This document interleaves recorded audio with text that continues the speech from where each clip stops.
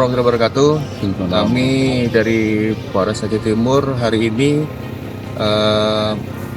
mengunjungi tempat kejadian kebakaran yang terjadi di Desa Alur Pinang, Kecamatan Menarun.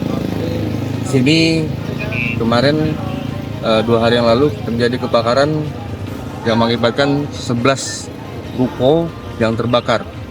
Hari ini kami dari Polres Aceh Timur datang ke sini meninjau sekaligus memberikan bantuan kepada korban yang rumahnya atau rukonya terbakar.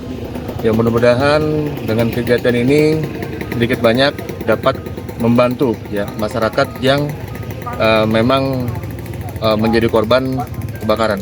Sigapnya dengan cepatnya terjadinya kebakaran kemarin, hari ini dibantu beliau Bapak Kapolres, saya mewakili masyarakat Desa Alur Pinang mengucapkan ribuan terima kasih atas bantuannya. Sekali lagi kami mengucapkan ribuan terima kasih.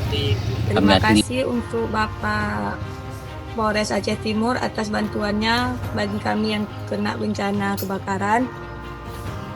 Sebesar-besarnya terima kasih atas bantuannya.